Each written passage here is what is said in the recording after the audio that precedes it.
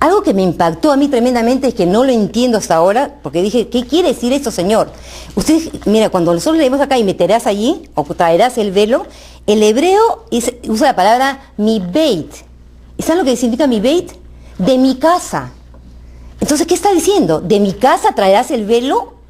¿Qué es lo que nos está diciendo ahí el Señor? ¿De mi casa traerás el velo? Es algo que yo decía, Dios mío, ¿qué significa esto? Pero después me vino a la memoria y me acordé de algo. Vayamos a Mateo.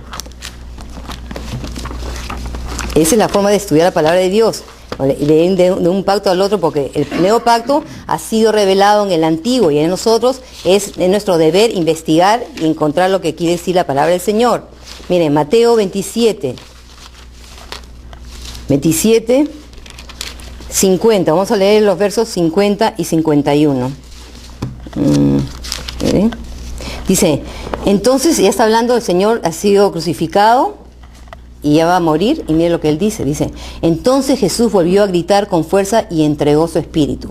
En ese momento la cortina o el velo, que también es más comúnmente usado, del santuario del templo se rasgó en dos de arriba a abajo. La tierra tembló y se partieron las rocas. Todos recuerdan esto, hemos tenido esta idea de que el velo se rasgó cuando él murió. Interesantemente dice que se rasgó de arriba a abajo. ¿Cómo algo se va a rasgar de arriba a abajo? Si nosotros agarramos, si yo quiero rasgar una cortina, lógicamente debo hacerlo de abajo hacia arriba. Entonces, si alguien lo rasgó de arriba hacia abajo, es que alguien de arriba tiene que haberla rasgado. Ahora, ¿qué significa eso? Nosotros entendemos y sabemos que el Señor cuando murió dio su sangre por nosotros. ¿Qué es lo que Él hizo? Él nos abrió la puerta al lugar santísimo, ¿verdad? Él nos abrió esa puerta a través de su sangre. Nosotros tenemos acceso al trono de Dios.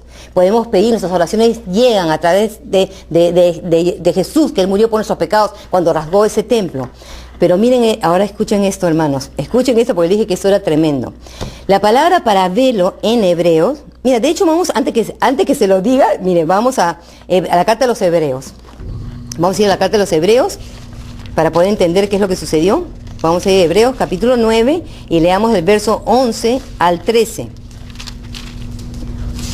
Estoy hecho la carta de los hebreos. Acá está hablando también del sacerdocio. Casualmente habla acerca del día de Yom Kippur y habla sobre lo que hizo la sangre de Cristo por nosotros. Capítulo 9, versos 11 y 13. Cristo, por el contrario, al presentarse como sumo sacerdote de los bienes definitivos en el tabernáculo más excelente y perfecto, no hecho por manos humanas, es decir, que no es de esta creación, entró una sola vez y para siempre en el lugar santísimo. No lo hizo con sangre de machos cabríos y becerros, sino con su propia sangre, logrando así un rescate eterno.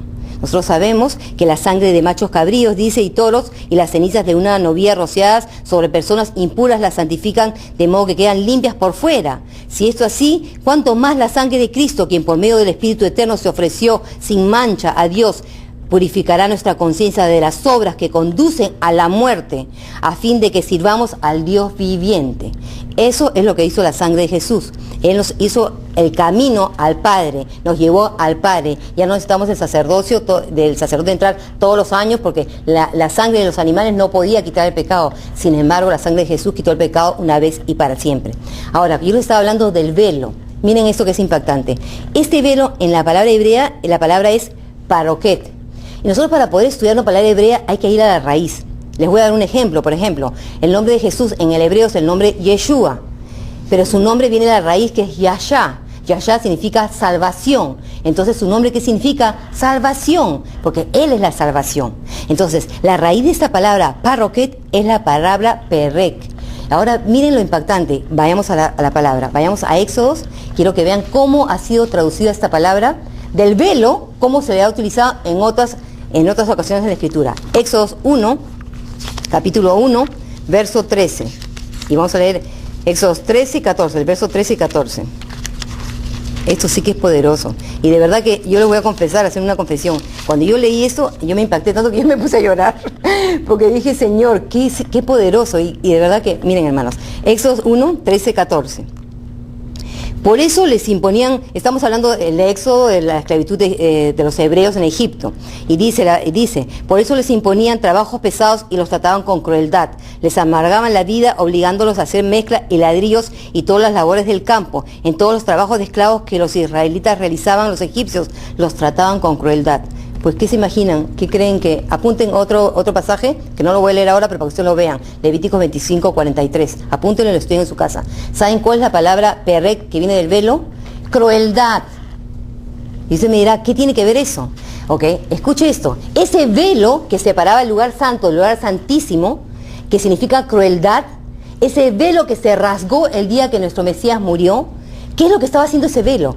Ese velo estaba testificando durante todo el tiempo que estuvo en el tabernáculo, ese cuerpo colgado ahí que un día iba a ser quebrantado. ¿Y quebrantado cómo? Con crueldad. Sí, porque nuestro Mesías murió duro, sufrió mucho, y fue con crueldad que Él murió. Fue cruel la muerte que Él tuvo por nosotros. Y hermanos, qué cosa tan grande. El Señor, imagínense ese velo testificando de lo que iba a hacer el Mesías por nosotros. Y nosotros, ¿cómo le estamos respondiendo? Ahora, esta fiesta nos indica de que hay que hacer ya no tenemos el tabernáculo, ya no existe, ya no se hace el sacrificio y ya no necesitamos hacer el sacrificio porque ya el Mesías hizo el sacrificio por nosotros. Pero de todas maneras el Señor estableció esta fiesta como el día del perdón. Y como leímos el pasaje, dice el día que ustedes serán limpiados y santificados y purificados. Nosotros sabemos que la sangre de Jesús nos limpia de pecados, pero el Señor estableció esta fiesta perpetua mientras que estamos acá en la tierra para hacer ayuno y oración. Nosotros todos, cuando tenemos problemas, cuando tenemos una enfermedad, ayunamos. Pero el Señor estableció que este sea un día de afligir nuestras almas.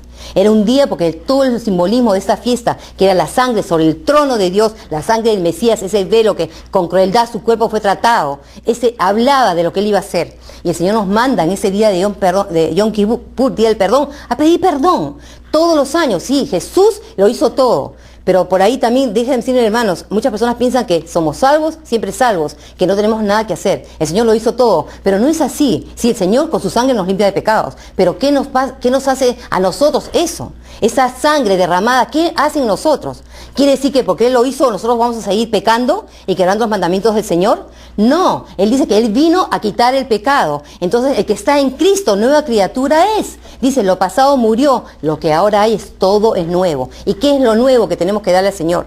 Una nueva vida de obediencia a la palabra del Señor.